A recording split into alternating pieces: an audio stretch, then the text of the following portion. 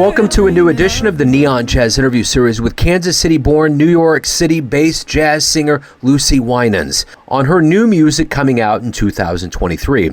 She is releasing her first single as a solo artist called Always and Forever on April 7th, 2023. It was written by her father, the KC piano icon Bram, and recorded by her group up in Brooklyn. This will be leading up to two more single releases along with the full album release to come out in the summer. And this will be her debut album called Something Awaits, recorded in the stillness of the pandemic and just after Lucy graduated from college. She is on her way. We cover a lot of fertile ground here in this one.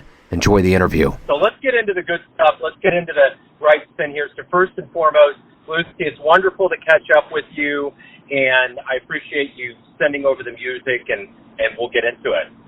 Yeah. Thank you. Thanks for calling. Sure. So before we get into, I know we caught up kind of while the pandemic was happening, and you had picked up painting and things were kind of picking up. But I would think right now, with your single coming out in April, you know, things are anew, the world's opening up. Always and Forever is your first single. Talk to me a little bit about what it means to be able to release not only the single, but eventually your debut album.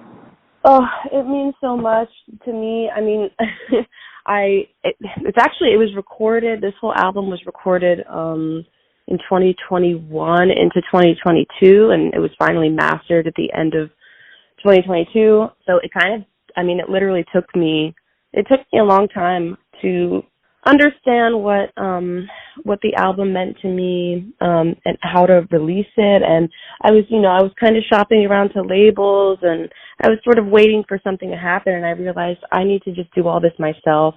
A lot of my friends are like, "Oh, finally, I mean, it's taken you so long to release this." And I'm like, it's just been sort of an uphill battle for sure. I mean, I took a course online on how to release music in 2023. That's how clueless I was about how to do all this. But I feel super empowered now that I learned how to do all of it by myself.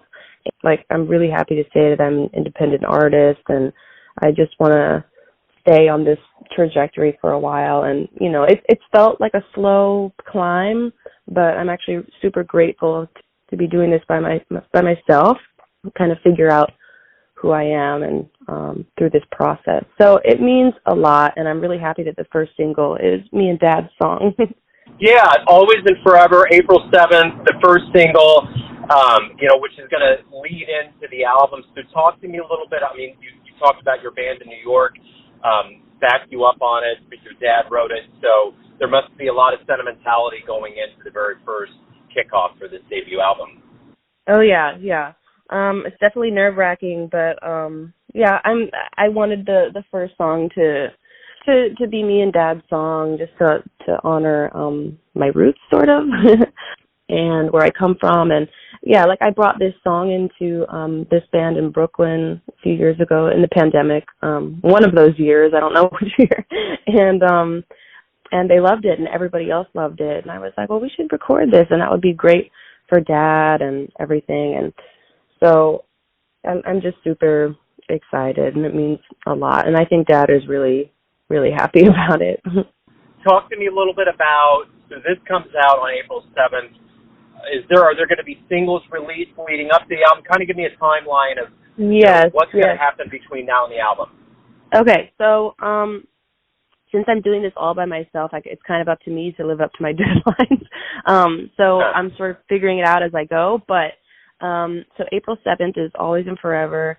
And then I'm thinking there's probably going to be like 3 weeks in between each single. So I'm going to release in total 3 singles, and then hopefully by June or maybe earlier, the full album release. And the album is it's called Something Awaits, and acts as kind of like a documentary of the time that I spent here in Brooklyn recording this music. And yeah, it means a lot.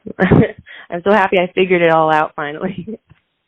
Well, and I think that's kind of the way that this pandemic treated artists. There was a lot of production skills that got picked up, a lot of self-sufficiency, So I would figure as a byproduct of living through this pandemic, it's just made musicians stronger organisms. Yeah, totally. And the artwork for the singles and for the album are photos that were taken of me painting and singing that my friend, her name is Sydney, we were kind of muses for each other. She took a bunch of photos of me painting and singing at this club here in Brooklyn, and so that also serves as documentation of this time.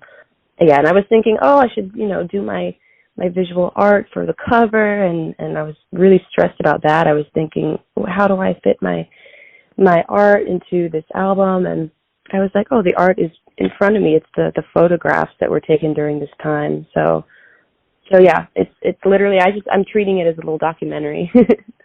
And that's the beauty, I think, sometimes, is that, especially as an artist, sometimes it's right in front of you. Yeah.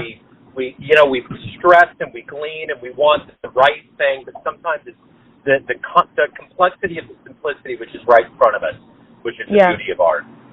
Yeah. And, and the one thing that's really unique about you, and I'm glad you mentioned this being kind of a documentary. I mean, we had a previous conversation about, going through this pandemic, and you started painting to cope with it, and now you're releasing albums. You went from Kansas City to New York, the belly of the whale. There's been so much that's gone into it. So as you kind of compress and decompress, it has to, just looking from a macro perspective, so much has happened to you over the last couple of years. Oh, yeah.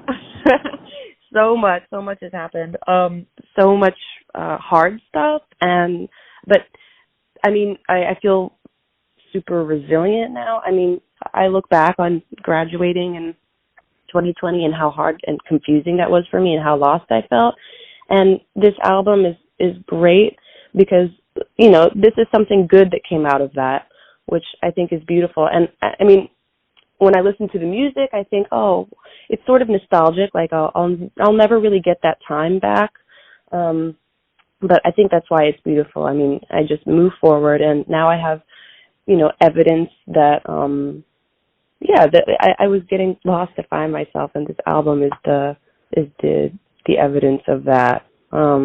So yeah, I think it was super hard the past 3 years, but I think that's what making art is you have to get lost to find yourself, and yeah, that's kind of what this album is about. And sorry if I'm rambling and going all over the place. No, you're good. And I think the interesting thing about it living through this time period is that this was really a big Bob Dylan moment for artists. If you couldn't find inspiration and ways to create, especially during this time of, just race and class wars and a pandemic and a madman in Russia and all of these things, I mean, this was the time that artists needed to shine to add some relevance to what we're living through. Yeah, it's survival. It's completely survival for me. It's like, what do I do without my self-expression? For sure. So for anyone out there that wants to pick up the single and the album and see you live, what is the best way for them to pick up the product and to catch you live and to support you in your career? Basically, Instagram is my platform. Like I'm trying to learn TikTok. It's not really that easy for me, but Instagram is where I'll post all my shows and all my updates. And I have a pre-saved link in my bio on Instagram where people can pre-save the single. On April 7th, it's going to be on all streaming platforms. But yeah, I'm going to update everybody mostly on Instagram. That's pretty much my hub. Perfect. Lucy, it's great to catch up with you. I'm so glad that everything is square and straight. I'm looking forward to profiling on the show. So best of luck with the single and the album. And as we move forward, hopefully I'll catch you again here live in Kansas City. Yeah, we'll talk again. Thanks for listening and tuning in to another Neon Jazz interview, where we give you a bit of insight into the finest players and singers and minds in New York City, Kansas City, and spots all over the world, giving fans all that jazz. Thanks to Lucy for her time, energy, and story. If you want to hear more interviews, Neon Jazz interviews can be found on Spotify and Apple Podcasts. Subscribe to us at youtube.com. And for everything Neon Jazz, go to theneonjazz.blogspot.com. Until next time, enjoy the jazz, my friends.